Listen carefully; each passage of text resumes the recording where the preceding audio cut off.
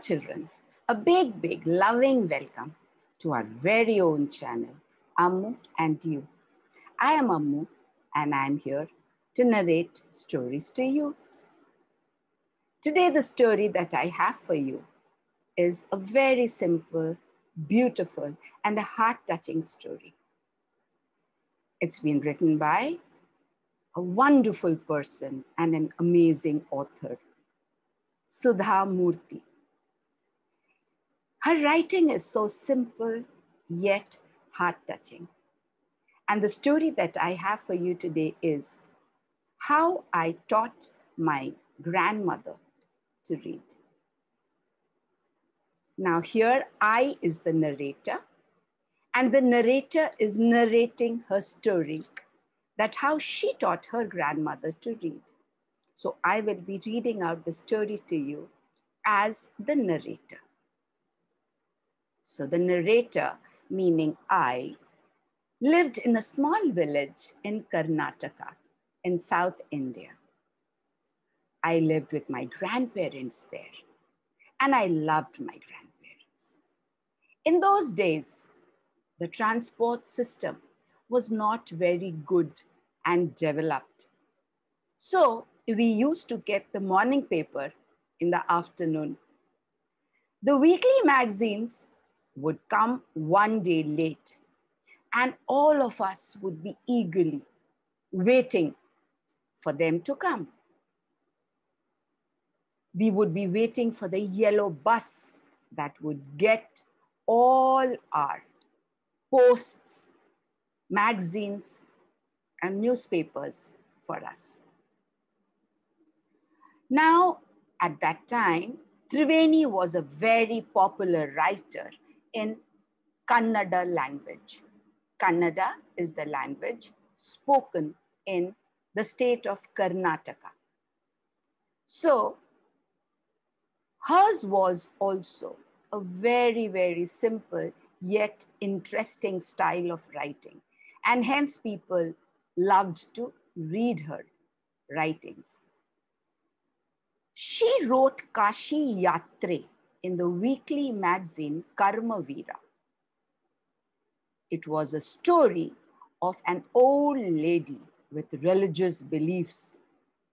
Most Hindus believe that going to Kashi and worshipping Vishvaswara is the ultimate punya. So everyone wants to do just that. Now, in this story that Triveni wrote, this old lady, the protagonist, believed the same, and the story narrated the struggle of this old lady, of her wish and want to go to Kashi. Now, my grandmother never had been to a school, and so she did not know how to read or write. Every Wednesday, the magazine would come and I would read the magazine, especially this story of Kashi Yatre, to my grandmother. During that time, she would forget all her work, all her household chores, and listen with full concentration. Later, she would repeat the entire text by heart. This was the concentration with which she would listen to the story. Now, later, she would go to the temple courtyard and repeat the same text to all her friends out there. I addressed my grandmother as Ava, and Ava means mother in the spoken language of Kannada. I loved her like my mother, and so I addressed her as Ava. So Ava would go to the temple courtyard and repeat all the story that she had heard that week to her friends. So she was very, very interested in the magazine every week because she identified herself with the protagonist of the story, the old lady wanting to go to Varanasi. She had never been to Kashi or Varanasi before. Now, she would insist I read out the sequel every week to her as soon as the magazine would be delivered. And when she would be narrating the sequel or the story part to her friends, we children would play hide and seek in the courtyard of the temple. Once, I went to attend a wedding at the neighboring village. It was a very fun occasion because I had many cousins out there and time flew like anything. Now, I had gone there just for a couple of days, but a week went past. And when I returned home, I saw my grandmother in tears. I was very surprised, for I had never seen her cry ever before in the most difficult situations too. I was pretty taken aback and I got worried for her. I asked her, Ava, what is it? Why are you crying? Is everything okay? Ava spoke nothing. She just nodded her head, signifying that everything was indeed fine. But actually it wasn't. But I then, a little girl, forgot about it and got busy with my daily chores. After dinner, late in the evening, I went to sleep at the open terrace of the house where I loved to sleep. After a while, I saw Ava come to me and sit next to me on my bed. I realized she wanted to say something to me. I asked her, what is the matter, Ava? I saw you crying in the morning too, and now I think you have something to say to me. Please tell me, what is it? I love you. She looked at me softly and she said, when I was a young girl, I lost my mother and there was no one to take care of me properly or guide me well. My father was a very busy man and he remarried. In those days, educating girls was not considered essential at all. So rarely would girls go to school. And so I too was not sent to any school. I too did not realize the need for studying. And like again, the practice in those days, I was married off very young. The parents thought the girls should be married off as soon as possible for them to allow settling in their new life. So I got married very young, had children young, and then grandchildren too. I got very busy in my life, happily looking after the house and my family. I felt very happy cooking for them, feeding them, and taking care of all their needs. But at times, I did have the regret of never have gone to school.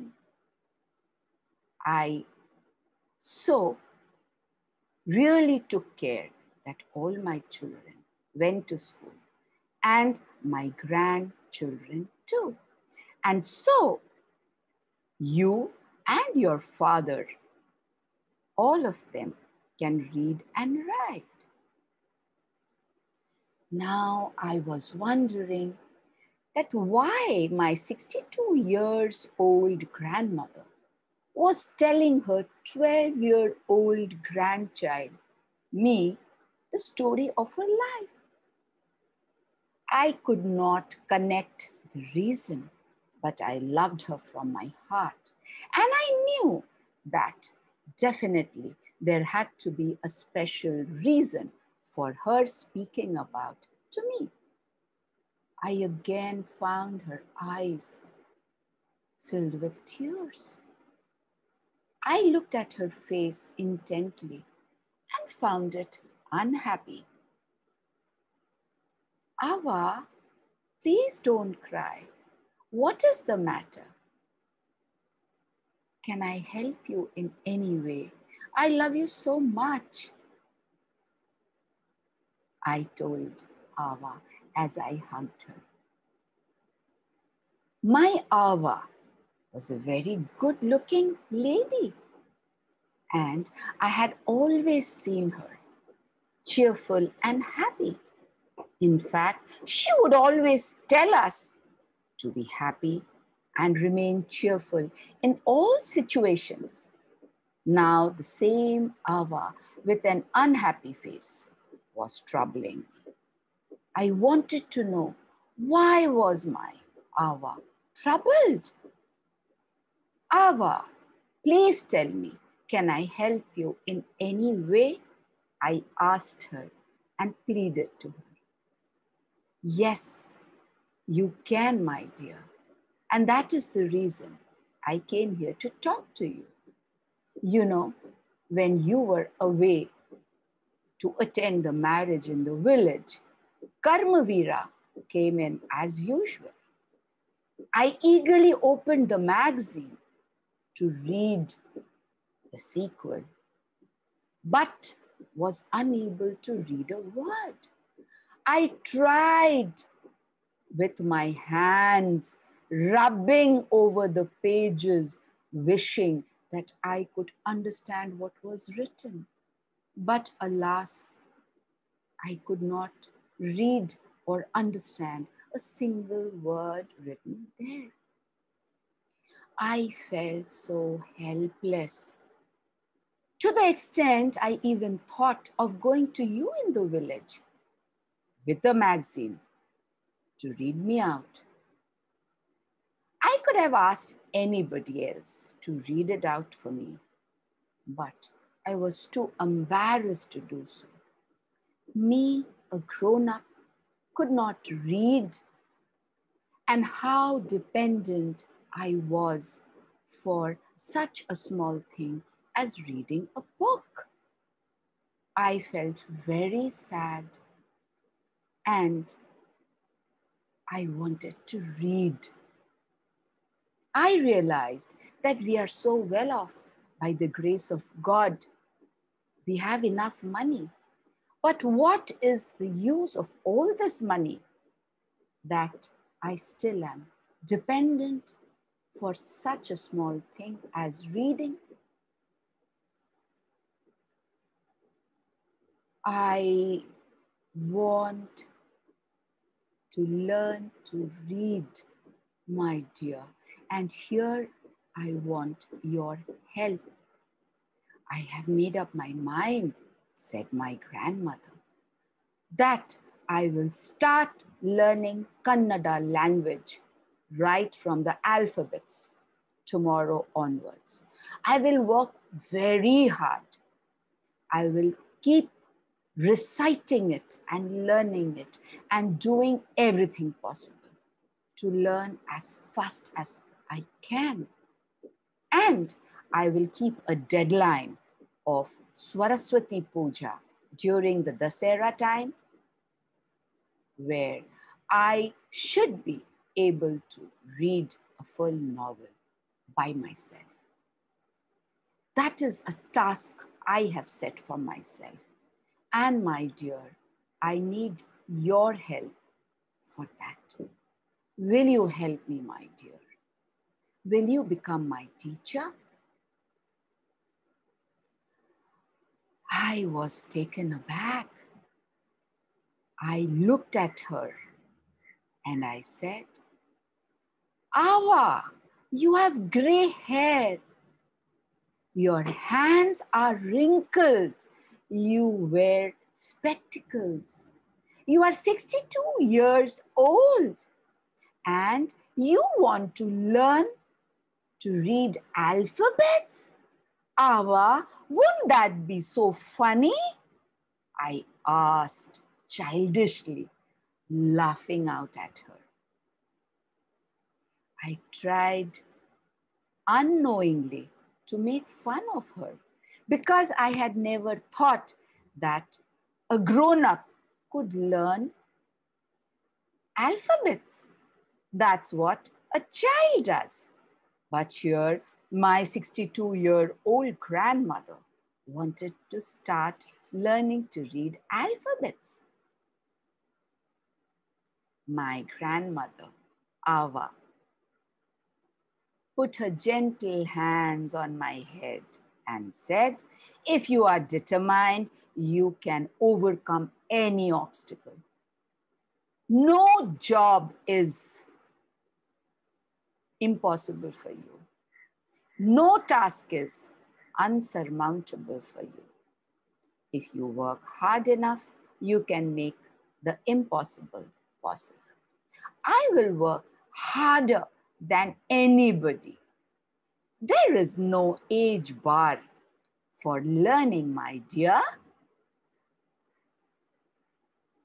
I had no answer. I hugged her and I promised to teach her to the best of my capabilities. Next day onwards, our classes began. And Awa was an amazingly wonderful student. Her eagerness, her enthusiasm, her willingness to learn was something to learn from. The amount of homework she would do left me wonderstruck. She would read after I have read it for her. She would memorize it, recite it, write it again and again, till she got it all right. She kept on working hard like this every day. None of her daily chores suffered. She went on with everything that she was doing before. Cooking for us, wonderful, delicious food for us. Along with that, she would sit and take time out to study from me and then learn all of that by herself. She was never tired of studying. Dassehera came. I secretly bought the novel Kashi that had been just published. I wanted to surprise Awa. During Saraswati Puja day, my Awa did something different. She took me to the puja room where the idol of goddess Saraswati, the Devi of knowledge, stood. She made me sit on a stool and did something totally unexpected. She bent down and touched my feet. My grandmother, Awa, bent down and touched my feet. I was shocked. I thought this is not right. What I had learned was that only the youngsters touched the feet of the elders. They worshipped God and they touched the feet of their teachers.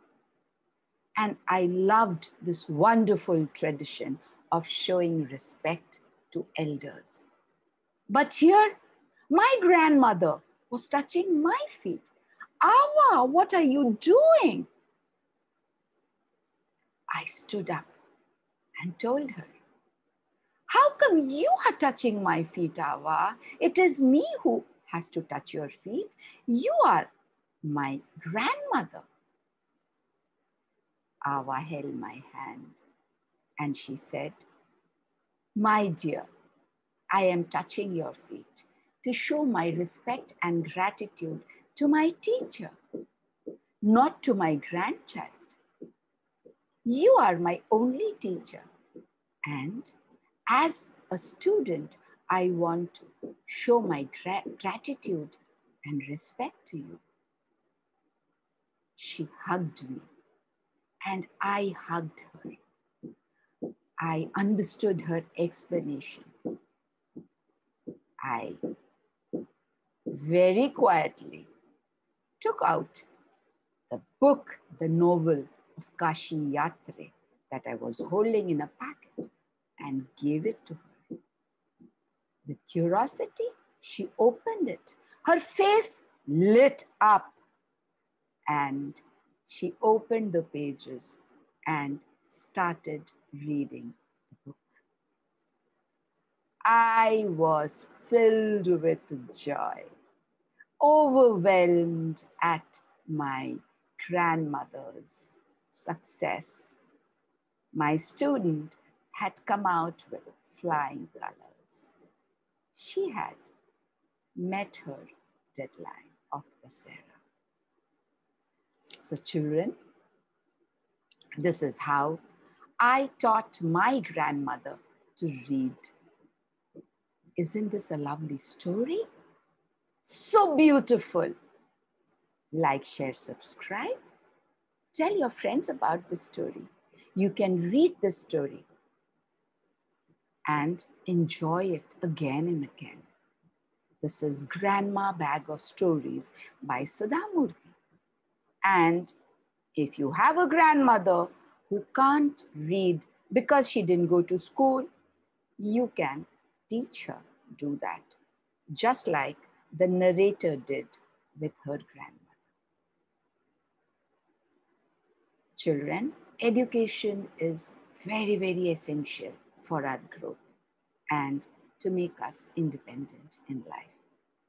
Thank you for watching and listening to the story. Stay good and love studying. Wait till I come again with another beautiful story to narrate to you. Bye-bye.